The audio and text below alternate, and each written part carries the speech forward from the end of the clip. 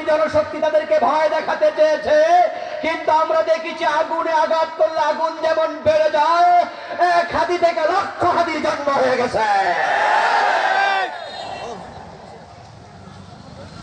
যারা আল্লাহর পথে জীবন দিতে প্রস্তুত হয় তাদেরকে ভয় দেখিয়ে দমিয়ে রাখা যায় না।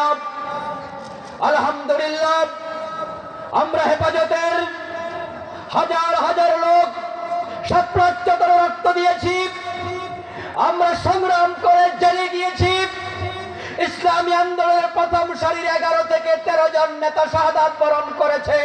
শহীদদের দেখানো পথে আমরাও এগিয়ে যাব, আমাদেরকে তোমরা থামাতে পারবে না। জিহাদ করে জীবন দেওয়া এটা বড় সৌভাগ্যের কাজ। নবীজি মুহাম্মদ সাল্লাল্লাহু আলাইহি ওয়াসাল্লাম শহীদদের বড় সৌভাগ্যের কথা, সম্মানের কথা, আল্লাহর কাছে প্রাপ্য ইজ্জতের কথা আমাদেরকে হাদিসে শোনায়া তিনি শাহাদাতের জন্য আমাদের উজ্জীবিত করেছেন। সুবহানাল্লাহ।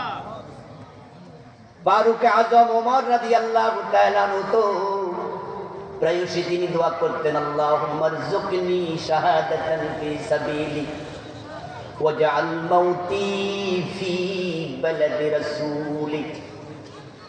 হযরত ওমর বলতেন, আল্লাহ তোমার রাস্তায় আমাকে শহীদ হওয়ার তৌফিক তুমি আমাকে দাও। আপনাদের কাছে আমার জিজ্ঞাসা, ওমর কি শহীদ হন নাই? দোস্ত, খলিফা 4 জন, তার মাঝে হযরত ওমর শহীদ, হযরত ওসমান শহীদ, হযরত আলীও শহীদ। শাহাদাত বড় নেয়ামত, বড় নেয়ামত। কারণ শহীদের লাশ দুনিয়া থাকতে তার রূহটাকে আল্লাহ জান্নাতে পাঠায়া দেয়। কবর দেওয়ার আগেই, কবর দেওয়ার আগেই শহীদ জান্নাতে চলে যায়।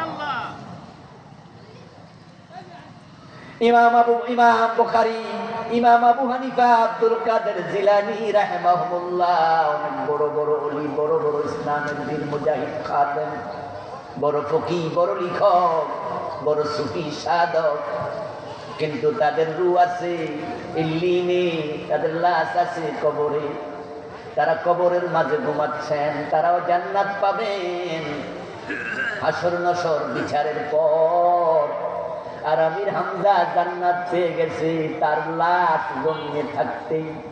আমার রাসূল বলেন যে শহীদ হয় শাহাদাতের সাথে সাথে তার রূহটাকে জান্নাতি পাখির ভিতরে ঢুকায় আল্লাহ জান্নাতে ছেড়ে দেয়, এবং ছেড়ে দেওয়ার সময় ফেরেশতারা বলে, যা মনে চায় খাও, জান্নাতের যেখানে মনে চায় তুমি উড়ে বেড়াও।